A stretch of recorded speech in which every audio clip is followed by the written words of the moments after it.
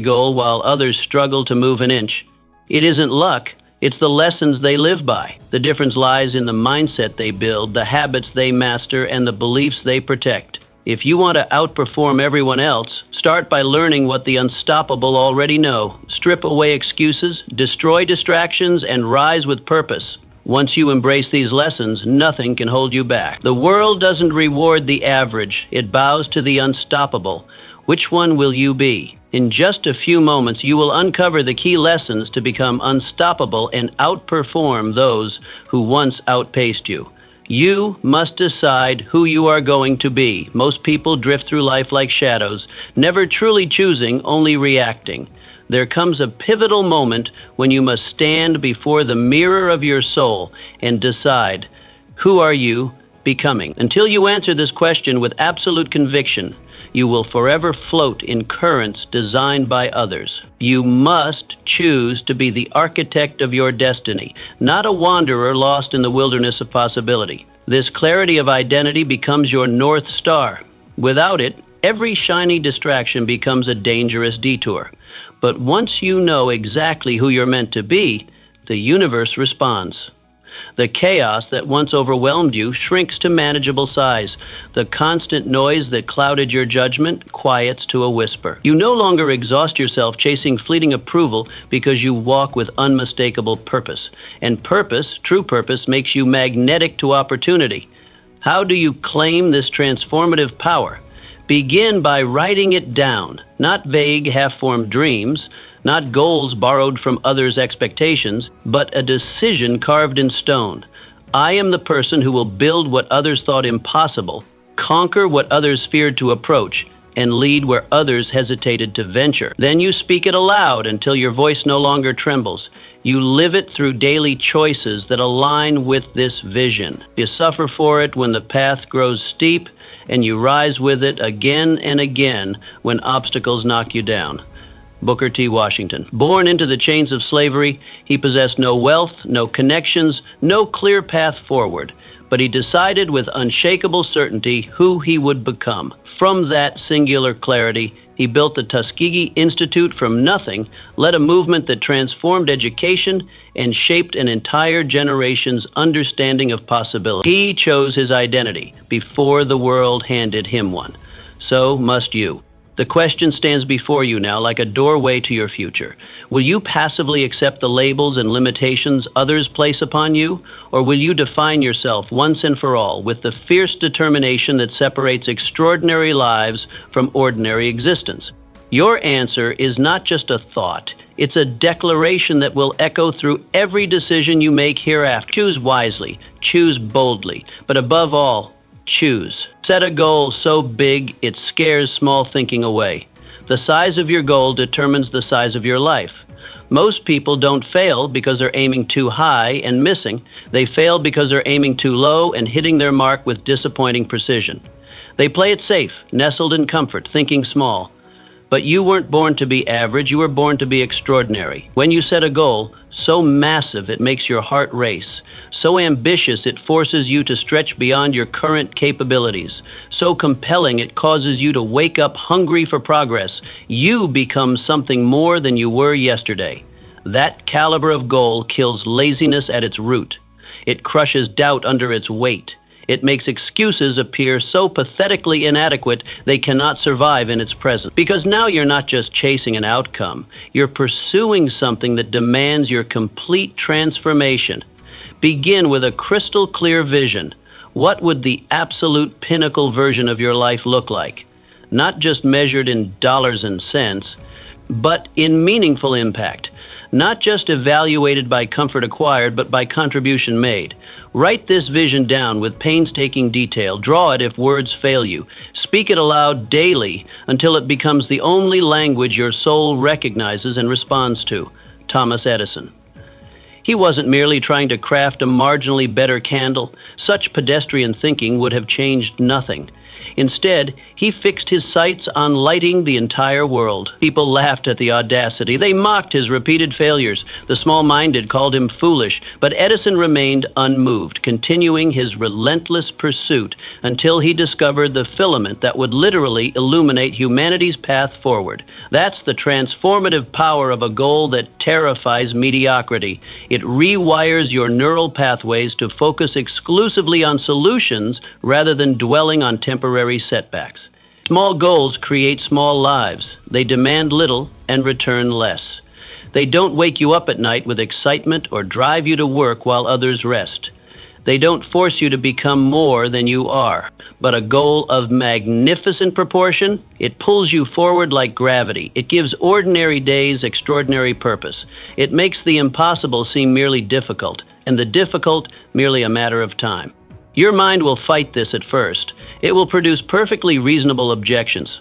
That's too big. People like me don't achieve things like that. I don't have the resources. What if I fail? Recognize these thoughts for what they are, the death throes of small thinking, as it's being crushed by the weight of your emerging greatness. Setting a goal of this magnitude requires courage.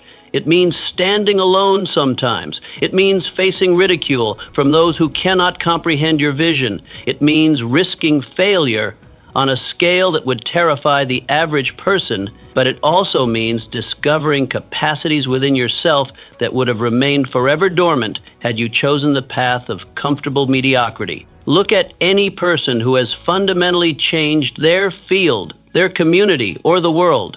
From business titans to scientific pioneers, from artistic revolutionaries to social reformers. None of them set out to make incremental improvements to the status quo. They set goals so audacious they were often laughed out of rooms. Yet their visions were precisely what allowed them to persevere when lesser ambitions would have collapsed. The question stands before you now, demanding an answer. Will you dream like the average, setting goals that require nothing more than you already possess? Or will you build like a visionary, creating a target so magnificent it forces you to become the person capable of achieving it? Your answer changes everything. Burn the bridges that lead back to comfort.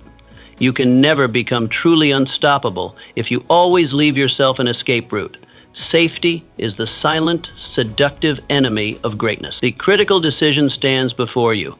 Will you maintain a comfortable backup plan, or will you march forward with unwavering commitment and no possibility of retreat? Too many people whisper hesitantly, "I'll try," words that secretly preserve the option of surrender. But those who ultimately triumph declare with conviction, "I must." The individuals who soar to exceptional heights don't keep doorways open to old habits, familiar fears, or previous versions of themselves. They burn the ships at the shore and permanently close the path backward. So how do you implement this transformative principle?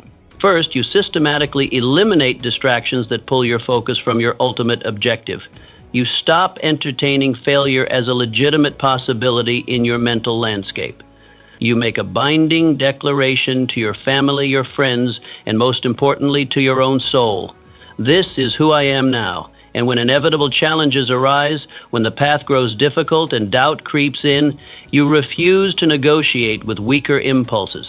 You remind yourself that retreat is no longer physically possible. Hernán Cortés, who upon arriving in the New World issued the unthinkable command for his men to burn their ships. Why such a drastic action? Because he understood that eliminating the option of return would transform his men's psychology. Without an escape plan, the only direction remaining was forward. Because of that single decision, they conquered against overwhelming odds. Without a fallback position, human potential expands to meet the demands of circumstance. This same principle applies directly to your goals, your discipline, your most cherished dream. Burning bridges creates clarity. When retreat is impossible, innovation becomes necessary. When comfort is no longer accessible, strength becomes inevitable. The human spirit, when cornered by its own highest aspirations, will discover resources previously hidden from view. This approach defies conventional wisdom. Society celebrates keeping options open, maintaining safety nets, and preserving Plan B. But those who transform their lives and leave lasting marks on the world understand a counterintuitive truth. Options breed hesitation. Multiple paths create division of energy. Safety nets unconsciously permit falls. The most powerful commitments are those that eliminate alternatives. Marriage works because two people decide to burn the bridges to other relationships. Successful entrepreneurs often succeed precisely because they've cut off retreat to conventional employment. Athletic champions emerge when they've eliminated every pursuit except mastery of their discipline. The discomfort you feel at this concept directly corresponds to how necessary it might be in your life. The very bridges you're most reluctant to burn likely represent the very comforts keeping you from your greatest potential. What bridges must you courageously set aflame today? What comfortable fallback options are secretly undermining your commitment? What old habits, relationships, or mindsets are you preserving that actually preserve your Identify them, name them, then eliminate them with the decisive action that has launched every great achievement throughout history. Remember, those who keep their ships intact may always have somewhere to retreat, but they rarely have reason to advance. Repeat until it's boring, then master it anyway. You don't become excellent by dabbling in passing interests. You become excellent by choosing disciplined repetition over constant entertainment. While most people endlessly chase novelty and excitement, true success lies hidden in seeming monotony. It's concealed in doing the same fundamental thing over and over until it transforms from conscious effort into pure instinct.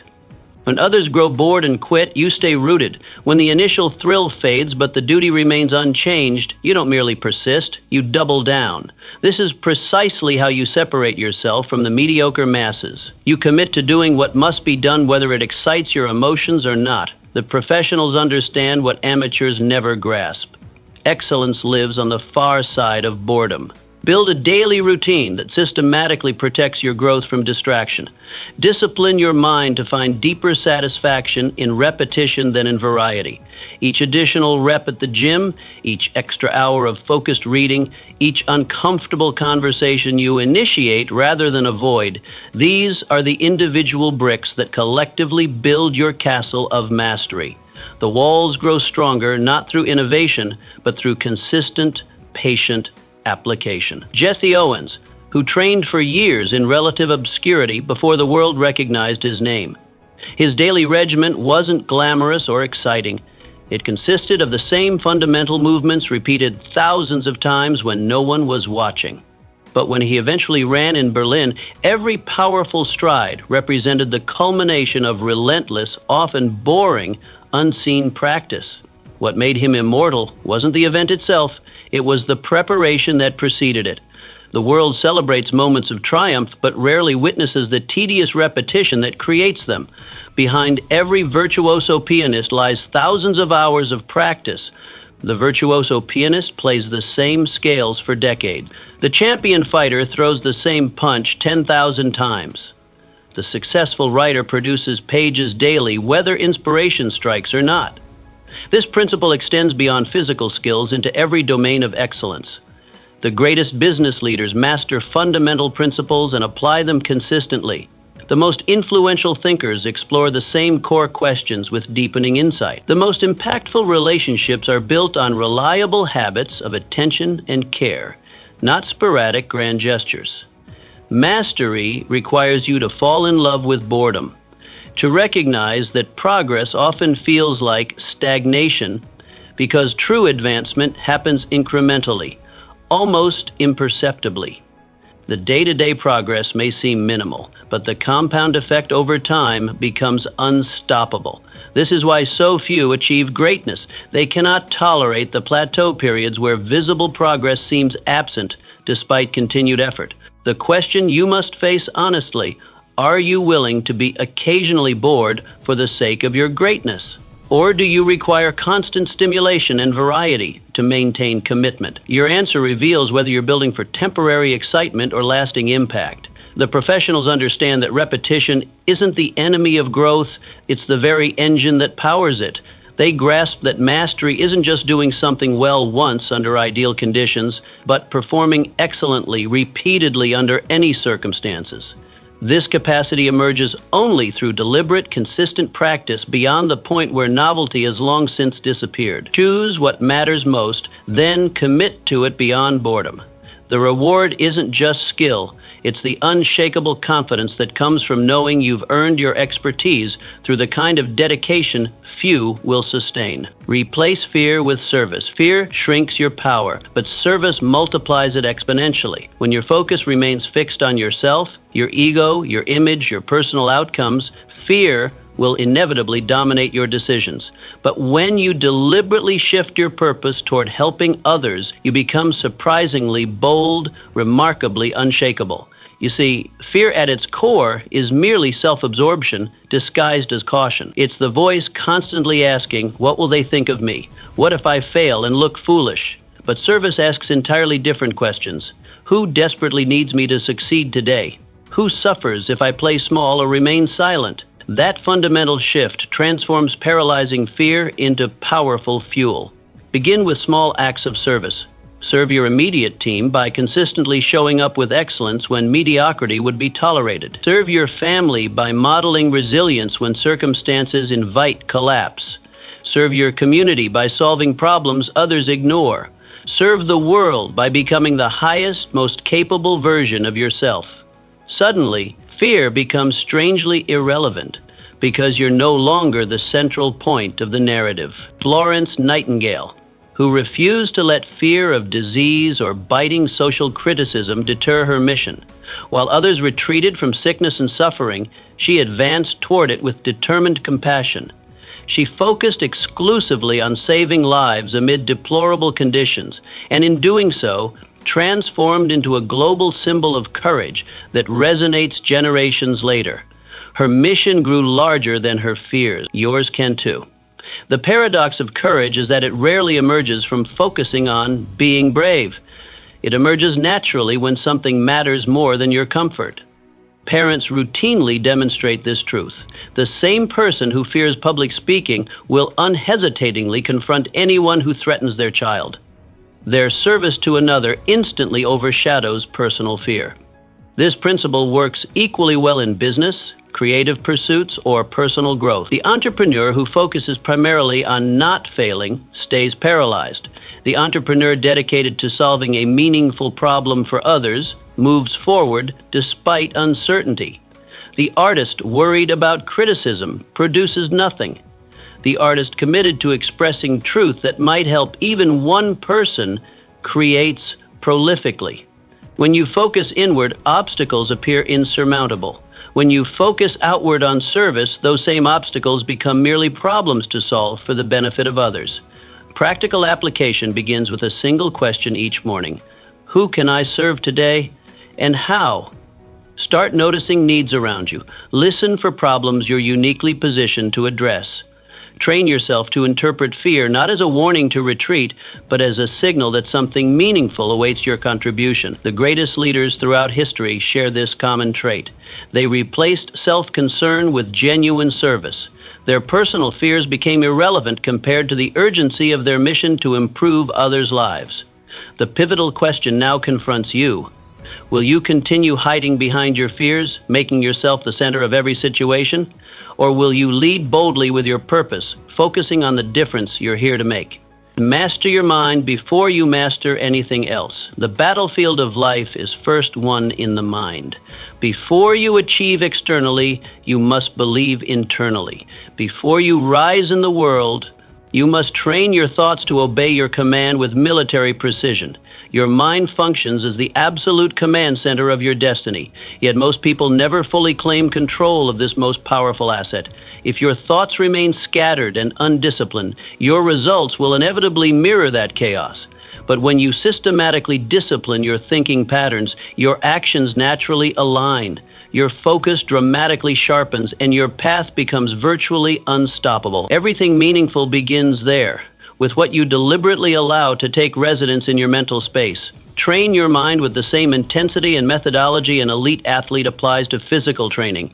Daily affirmations that reinforce your identity, vivid visualization of desired outcomes, immediate rejection of negative input, and consistent intellectual growth are not optional luxuries, They are absolute necessities for anyone seeking extraordinary results. Andrew Carnegie, who rose from poverty to become a steel industry titan despite minimal formal education. He employed focused mental discipline to amass unprecedented fortune and influence in his era. Carnegie visualized his objectives, affirmed his capabilities, and believed in his vision with such unwavering intensity that others were magnetically drawn into his reality. His mind created his empire before the first factory was built. Most people allow their thoughts to wander aimlessly like untrained children, pulled in every direction by external influences, media headlines, others' opinions, passing emotions, and ancient fears. This mental wandering produces precisely the results you would expect: directionless lives, unfocused efforts, and unrealized potential. The disciplined mind sees what others miss. It finds opportunities where others see obstacles. It maintains composure when emotions would typically hijack rational thought. It focuses intently on solutions while others remain fixated on problems. This mental mastery creates an insurmountable advantage in every area of life. Begin this practice immediately. Spend 10 minutes visualizing your desired outcomes with sensory richness. Throughout the day, catch negative thought patterns and redirect them with the same urgency you would use to correct physical missteps. Feed your mind exclusively with content that elevates and expands your thinking. Guard your mental environment ferociously. The information you consume, the conversations you entertain, and the internal dialogue you permit fundamentally shape your reality. Treat low-quality inputs as you would poison, with absolute rejection. Surround yourself instead with wisdom, inspiration, and strategic knowledge that fuels your vision. Remember that your subconscious mind accepts whatever your conscious mind repeatedly presents to it. By controlling those presentations through affirmation, visualization, and selective focus, you effectively program your internal navigation system toward your desired destination. The pivotal question stands before you. Are you passively letting your thoughts drift wherever external currents carry them, or are you actively steering them with deliberate purpose toward the future you intend to create? Your answer determines everything that follows. Learn to love the struggle. You can't build genuine strength without meaningful resistance. The struggle you face is not some cosmic punishment.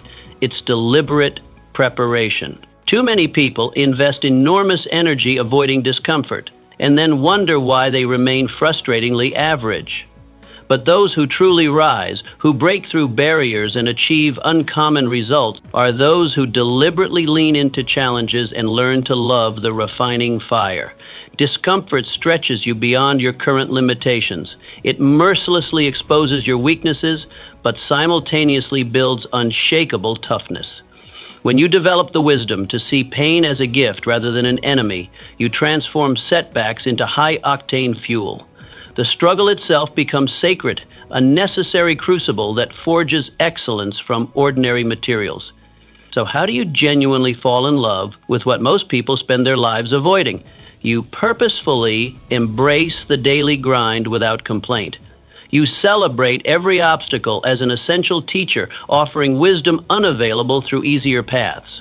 You continue investing maximum effort, even when there's no external validation or applause, and over time, this approach fundamentally changes you.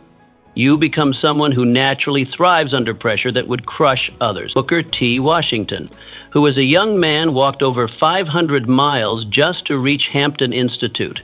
Upon arrival, with no money for tuition, he cleaned classrooms and worked as a janitor to pay his way through school. His extraordinary struggle didn't break his spirit. It built the formidable leader the world would later celebrate.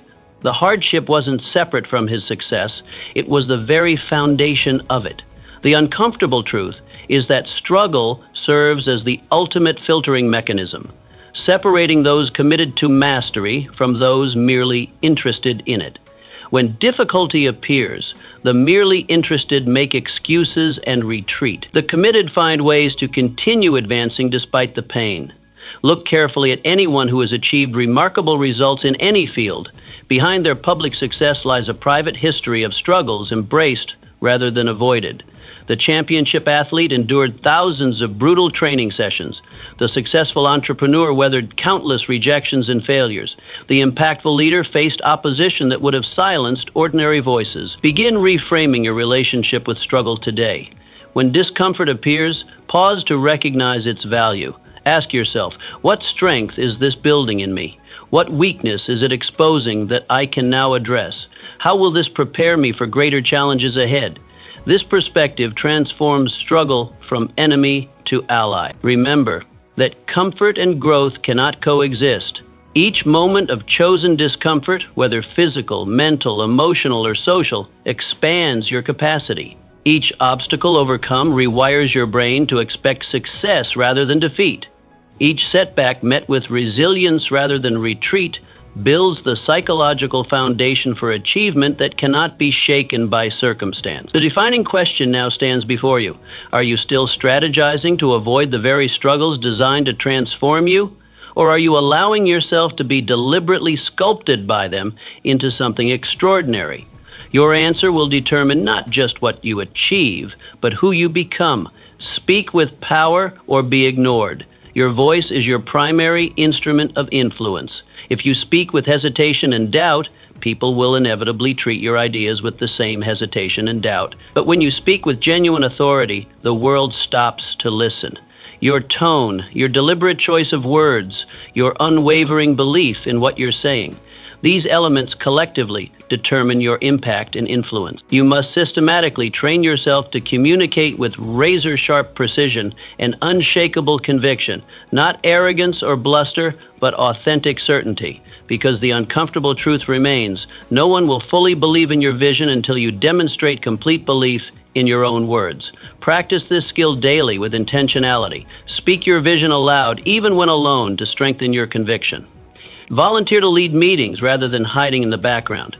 Face confrontational conversations directly instead of avoiding them. Learn to maintain composure under verbal pressure when others would crumble. This development isn't optional or merely advantageous. It's an absolute requirement for anyone who aims to lead others toward meaningful change. Winston Churchill, who began life as a shy child with a noticeable speech impediment, yet through relentless practice and determination, he transformed himself into one of history's most powerful orators, whose words literally helped save Western civilization. He didn't passively wait for confidence to appear. He methodically built it, one carefully crafted sentence at a time. Powerful speech carries certain recognizable qualities: clarity instead of confusion, brevity instead of rambling, conviction instead of qualification, purpose instead of aimlessness. When you speak with these qualities, you command attention naturally without demanding it. Begin elevating your communication immediately. Eliminate weak phrasing like "I think maybe" or "sort of" or "just." Replace them with direct, clear statements. Remove unnecessary apologies that undermine your authority before you've even begun. Stand fully behind your words without hedging or backpedaling. Your physical presence reinforces your verbal message. Stand tall, maintain appropriate eye contact, and project your voice from your diaphragm rather than your throat. These subtle adjustments create dramatic differences in how others receive your message. Remember that powerful speech isn't merely about volume or aggression. The most impactful communicators often speak with measured control, strategic pauses, and thoughtful articulation. Their power comes not from dominating conversations, but from saying precisely what matters with absolute conviction. The development of this skill requires courage. Courage to hear your own voice, to stand behind your statements when challenged, to risk being wrong while fully committing to your position. But as this courage grows, so does your influence. Words create worlds. The language you use literally shapes how you and others perceive reality. Leaders throughout history have understood this principle and wielded it deliberately to move people toward action, to inspire through darkness, to transform possibility into achievement. The essential question now confronts you. Do your words consistently project life, vision, and power that pulls others toward greatness, or do they subtly reflect the fears and doubts that hold you back? Forgive fast, or drag your past forever. Bitterness is an invisible chain that binds you to your past. You cannot climb to new heights while dragging it behind you. You cannot grow to your full potential with its weight upon you. If you insist on carrying resentment, you simply lack the capacity to carry your dreams simultaneously. Forgiveness is not weakness, as many assume. It is the ultimate freedom. You were hurt deeply. You were betrayed unexpectedly. These are undeniable realities that left genuine wounds. But you must release their hold on you, because the longer you clutch these grievances, the heavier they become. Resentment silently drains your creative energy. It subtly poisons your capacity for joy. It consistently clouds your judgment about present opportunities. Forgive quickly, not because the offenders necessarily deserve your pardon, but because you deserve peace. Your future requires your full attention, unhindered by past injuries. Release these burdens through deliberate practice. Journal your authentic feelings without censoring them, then ceremonially close that chapter. Speak your pain aloud to trusted confidants, then decisively release its grip. Pray if that aligns with your beliefs. Meditate if that serves your process. Whatever specific method resonates with you, the essential action remains the same. Release these grievances completely so you can rise unencumbered. Abraham Lincoln, who faced profound personal betrayals even within his own carefully selected cabinet, several of his closest advisors initially viewed him with contempt and actively undermined his leadership. Yet Lincoln kept his unwavering focus on the larger mission. He forgave these personal affronts and united a fractured nation precisely because his commitment to purpose dramatically outweighed his right to nurse personal pain. The capacity to forgive rapidly becomes a competitive advantage. While others remain mired in justifiable grievances, replaying old injuries and feeding resentments, you move forward with clear vision and full energy. This creates an acceleration that compounds over time, allowing you to distance yourself from those still anchored to their wounds. Forgiveness does not mean forgetting wisdom gained. You can release resentment while retaining the lessons. You can pardon offenders while implementing healthier boundaries. You can absolve past injuries while making wiser decisions about future relationships. Most critically, forgiveness liberates mental bandwidth. The human mind has finite capacity for attention and emotional processing. Every moment spent rehearsing past hurts represents capacity unavailable for creating, building, connecting, and advancing. The mathematics are simple. Less resentment equals more available energy for growth. Begin this practice immediately. Identify the specific resentments you currently harbor. Name them precisely. Acknowledge their emotional weight, then make the deliberate choice to release them, not because the offenses weren't real, but because your future is more important than your past. The penetrating question now confronts you. Are you still expending precious life energy fighting battles that ended years ago? Or are you clearing internal space for the new victories that await your full, unhindered attention? Your answer determines whether your past will remain your prison or become merely your foundation. Build a circle that sharpens you. You rise to the level of your circle. If you're surrounded by complacency, mediocrity becomes your ceiling. But when you walk with those who challenge you, you grow faster than you ever could alone. The company you keep shapes your trajectory more than almost any other factor in your life. Your circle doesn't just influence your thinking, it ultimately determines your actions, your opportunities, and your ceiling. This isn't about elitism, it's about intentional growth. Consider the 5 people you spend the most time with. Their habits, their mindsets, their ambitions. These are silently sculpting your future. Are they pulling you forward or holding you back? Do they celebrate your growth or subtly discourage it? The uncomfortable truth is that loyalty to growth-inhibiting relationships can be the anchor that prevents you from sailing toward your potential. You don't need a crowd, you need a few who reflect your future, not your past. People who call you out when you're playing small, who lift you up when challenges arise, and who won't let you settle for less than you're capable of becoming. These relationships aren't always comfortable. Iron sharpens iron through friction, not through gentle caresses. Purposefully audit your circle today. Who consistently drains your energy rather than amplifies it? Who dismisses your ambitions rather than fuels them? This isn't about cutting people off callously, but about consciously investing more in relationships that serve your vision and less in those that don't. Building a circle that sharpens you requires intentionality. Join mastermind groups where peers challenge each other's thinking. Find mentors who've walked paths you aspire to travel. Share your goals openly with those who will hold you accountable rather than those who will simply nod in passive agreement. Build alliances around shared purpose, not just shared history. History shows us the power of purposeful circles. Henry Ford's success accelerated dramatically when he surrounded himself with giants. Thomas Edison, Harvey Firestone, and other visionaries who formed the famous Vagabonds group. They challenged each other's thinking, shared insights across industries, and collectively sharpened one another's minds. Their individual accomplishments were magnificent, but their collective impact was revolutionary. The truth is, excellence is contagious, so is mediocrity. The difference lies in your willingness to choose the former, even when the latter feels more comfortable. Ask yourself today, is your circle your anchor or your wind? Are you surrounded by those who remind you of who you've been, or those who call forth who you could become? The company you keep isn't just a reflection of who you are, it's a preview of who you're becoming. Choose wisely. Your future self will thank you for it. Be consistent even when no one is watching. The world rewards what you do consistently, not occasionally. But most people only show up when someone is watching. They post highlights, but never build foundations. To become unstoppable, your discipline must be invisible, internal, and immovable.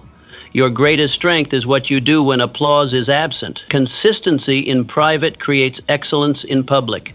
Anyone can perform when the spotlight shines, when motivation is high, when accountability looms, when others are watching.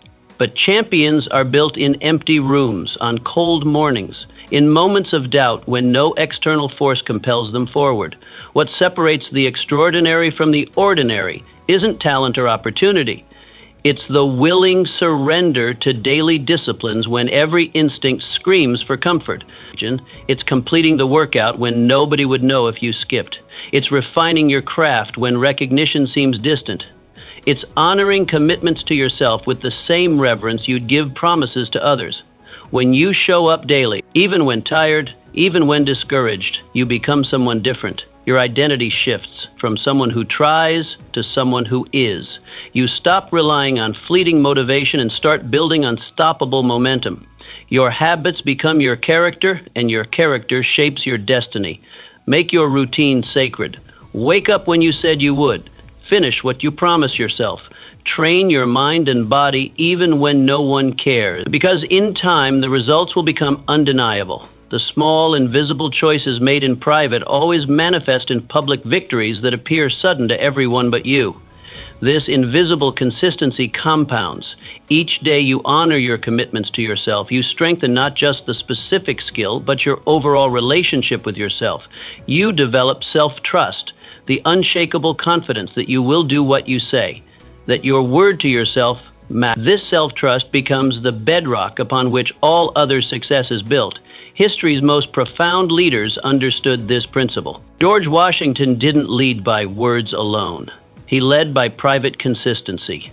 Through cold winters at Valley Forge, through low morale and mounting odds, he showed up. Not once, not sometimes, always. That consistency built the foundation of a nation. His men followed him not because of speeches, but because his character, forged through consistency, was unimpeachable. The paradox is beautiful. What you do when no one is watching ultimately determines what everyone will see. Your private disciplines become your public strengths. Your silent consistency becomes your visible excellence. Are you building habits in silence or waiting for a stage before you begin? Are you performing for others or preparing for greatness? The answer to these questions will determine whether your success will be fleeting or fundamental. True power lies not in occasional brilliance, but in relentless consistency. Not in what you could do, but in what you unfailingly do. Not in your intentions, but in your habits. Be consistent even when no one is watching. Eventually, everyone will see. Turn rejection into raw fuel. Rejection is not a wall, it's a weapon if you know how to use it. Most people take rejection personally. They let it bury them. But the few who succeed take it as proof they're pushing beyond limits. Rejection means you are in motion. You are risking. You are alive. Every no you receive is evidence that you're operating at the edge of possibility. While others retreat to the safety of never asking, never trying, never risking, you stand in the arena. Your wounds aren't signs of weakness, they're medals of courage. The difference between extraordinary and ordinary often lies not in talent, but in how you process the inevitable rejections along your path. But to use rejection, you must flip its meaning. Instead of hearing, "You're not enough," hear, "Not yet." Instead of retreating, get better, improve, sharpen. Use the pain, but don't become the pain. Let it push you, not define you. Rejection isn't personal, it's simply data, feedback for your next iteration. The masters in any field share this trait. They've faced more rejection than the average person could bear. They've simply learned to metabolize it differently. What breaks others merely bends them temporarily. They've developed the psychological alchemy that transforms disappointment into determination. Reflect on every no. Ask, what can I improve? What truth does this teach me? Turn your rejections into relentless refinement. Sometimes the lesson isn't about changing course, but about persistence. Other times it reveals blind spots you couldn't see. Either way, rejection becomes your most honest teacher when you're humble enough to learn from it. History's innovators weren't immune to rejection. They were simply immune to letting rejection stop them. Walt Disney was rejected hundreds of times by investors who said he was unrealistic, but he kept going. Why? Because the vision was bigger than the opinions, and today his name is etched into history. Your capacity to face rejection directly correlates with your potential for achievement. The greatest risk isn't being rejected. It's never putting yourself in position to be rejected at all. It's playing so safe that your dreams slowly suffocate under the weight of what-ifs and somedays. The pattern is clear.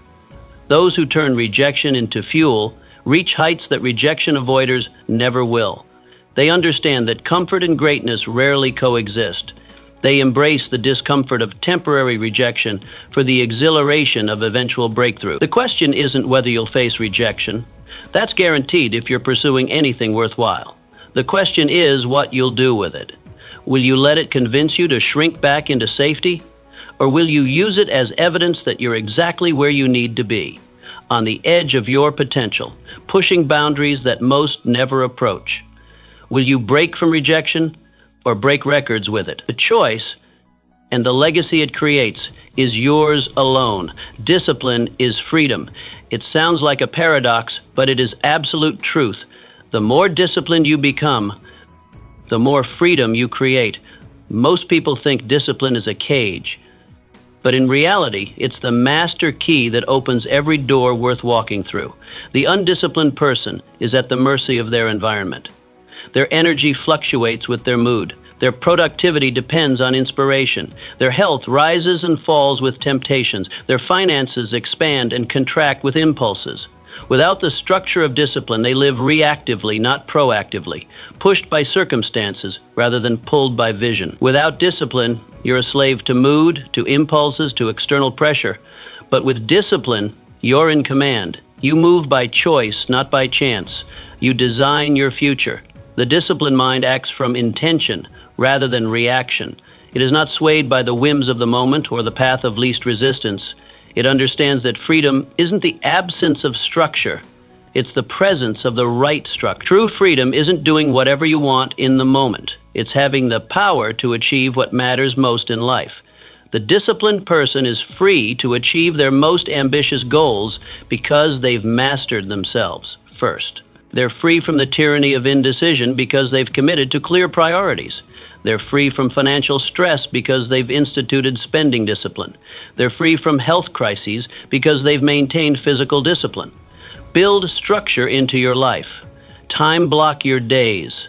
Stick to the schedule. Delay pleasure. Choose the pain of discipline over the pain of regret. Small, consistent actions compound into extraordinary results. The daily workout builds the strong body. The daily practice builds the exceptional skill. The daily focus builds the successful business. The daily mindfulness builds the unshakable character. Discipline is not about restriction, it's about concentration of power. Just as a river generates more force when channeled through a narrow passage, your energy creates greater impact when directed with discipline. Your time, focus, and resources, applied consistently toward defined targets, become unstoppable.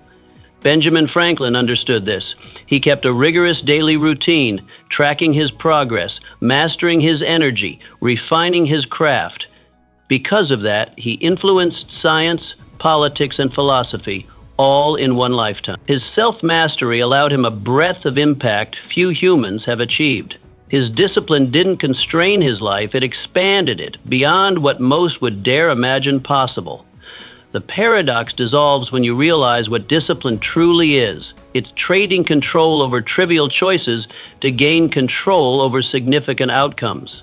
It's sacrificing momentary pleasures for enduring satisfaction. It's choosing your future over your present. The disciplined life isn't the restricted life, it's the liberated life. It's freedom from regret, from potential squandered, from dreams